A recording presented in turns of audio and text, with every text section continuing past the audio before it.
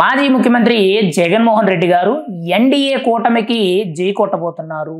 ఒక రకంగా చెప్పాలంటే ఎన్డీఏ కూటమికి సపోర్ట్ చేస్తూ నేను కూడా బీజేపీ పక్షపాతిని, నేను కూడా ఎన్డీఏలో భాగస్వామిని అని చెప్పుకునే విధంగా ఇప్పుడు ఆయన సపోర్ట్ చేయబోతున్నారు. అసలు ఆయన ఎందుకు సపోర్ట్ చేస్తున్నారు?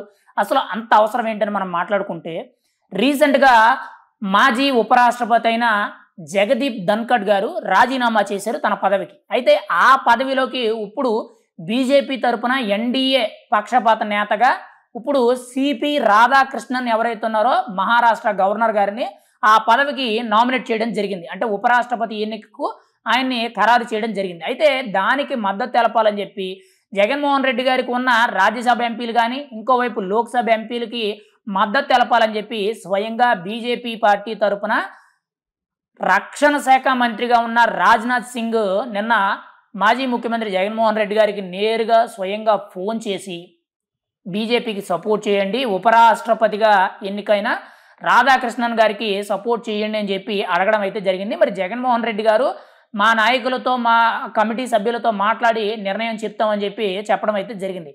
యాక్చువల్లీ ముందు అలా చెప్పినా కానీ ఖచ్చితంగా 100కి 100 పాళ్ళు జగన్మోహన్ రెడ్డి గారు కూటమికి సపోర్ట్ చేయాలి. ఒకవేళ సపోర్ట్ చేయలేదు అని అంటే వెంటనే కూడా జగన్మోహన్ రెడ్డి గారికి బ్రహ్మాస్త్రాలు అయితే బిగుతాయి. ఇక్కడ జగన్మోహన్ రెడ్డి గారు ఒక రకంగా చెప్పాలంటే బీజేపీతో సీక్రెట్గా పొత్తులో ఉన్నారనేది అందరికీ తెలిసిన విషయమే. జగన్మోహన్ రెడ్డి గారు మేము సింగిల్గా వస్తున్నాం అని చెప్తారు. కానీ పోటీ విషయంలో సింగిల్గానే వస్తారు. కానీ వెనకాల జరిగే రాజకీయాల్లోనూ, వెనకాల జరిగే కేసుల్లోనూ, వెనకాల జరిగే పైరవీలు, లాబీయింగ్లు ఏవైతే ఉంటాయో ఇటువంటి పెద్ద పెద్ద వ్యవహారాల్లో బీజేపీ వెనకాల బ్యాక్ ఎండ్లో ఉన్నది అందరికీ తెలుసు. గత 5 ఏళ్ళలో జగన్మోహన్ రెడ్డి గారికి బ్యాక్ ఎండ్లో ఉన్నది బీజేపీ అని అందరికీ తెలుసు.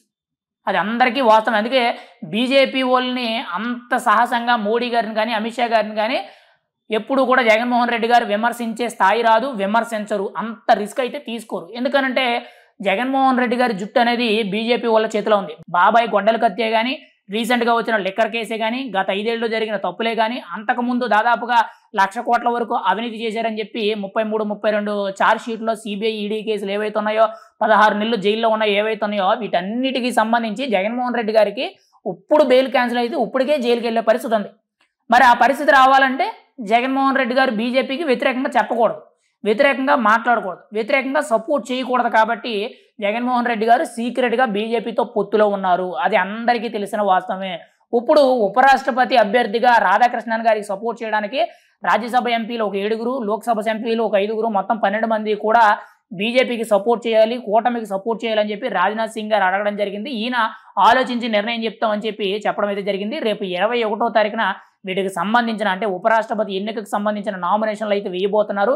25వ తారీఖున నామినేషన్లు విత్డ్రా అయితే ఉండబోతుంది. ఆ తర్వాత ఉపరాష్ట్రపతి ఎవరు అనేది ఒక క్లియర్ కట్గా ఒక నిర్ణయం అయితే తెలుస్తుంది. అయితే ఇక్కడ కేవలం జగన్మోహన్ రెడ్డి గారు ఒక్కరితోనే కాదు, ఇక్కడ తమిళనాడు రాష్ట్ర ముఖ్యమంత్రి అయిన డిఎంకే స్టాలిన్ ఎవరైతే ఉన్నారో ఆయనతో కానీ, ఒడిశా మాజీ సీఎం అయిన నవీన్ పట్నాయక్తో కానీ, అండ్ ఇండియా కూటమికి అధ్యక్షత వహిస్తున్న కాంగ్రెస్ పార్టీ సీనియర్ నేత అయిన మల్లికార్జున ఖర్గే గారితో కూడా రాజ్నాథ్ సింగ్ గారు అయితే ఫోన్లో మాట్లాడడం జరిగింది. ఖచ్చితంగా ఉపరాష్ట్రపతిని రాధాకృష్ణన్ గారిని ఎన్నిక చేయాలని చెప్పి వీళ్ళందరినీ కూడా కోరడం జరిగింది. కానీ బ్యాక్ ఎండ్లో ఇంకొక వైపు చూసుకుంటే కాంగ్రెస్ పార్టీ తరపున ఉన్న ఇండియా కూటమి ఏదైతే ఉందో ఈ ఇండియా కూటమి తరపు నుంచి ఇంకొక ఉపరాష్ట్రపతి అభ్యర్థిని నుంచోబెట్టాలని చెప్పి ఆల్రెడీ ఇండియా కూటమికి సంబంధించిన పార్టీలు, ఆ పక్షపాత నేతలు ఎవరైతే ఉన్నారో వీళ్ళందరూ కూడా మీటింగ్ అవ్వడం జరిగింది. మరి ఎవరిని నుంచోబెడతారనేది చూడాలి. ఏదేమైనా సరే ఇప్పుడు జగన్మోహన్ రెడ్డి గారి అవసరం అనేది బీజేపీకి ఉంది కాబట్టి, కూటమికి అవసరం కాబట్టి ముఖ్యంగా ఇప్పుడు జగన్మోహన్ రెడ్డి గారు సపోర్ట్ చేసి తీరాలి. ఎందుకంటే కేసుల భయం ఖచ్చితంగా అది నో అనే ప్రసక్తే లేదు. గతంలో కూడా వక్స్ బిల్లులో కానీ, అంతకుముందు వచ్చిన కొన్ని బిల్లులు ఏవైతే ఉన్నాయో ఆ బిల్లుల మీద కూడా జగన్మోహన్ రెడ్డి గారు ఇక్కడ మేము సపోర్ట్ చేయలేదని చెప్పి ఆంధ్ర రాష్ట్ర ప్రజలకు చెప్పి అక్కడ లోక్సభలో కానీ, రాజ్యసభలో కానీ ఆ బిల్లులకు సపోర్ట్ చేయడం అనేది డబుల్ గేమ్ ఆడడం అనేది అందరూ చూసిన విషయమే.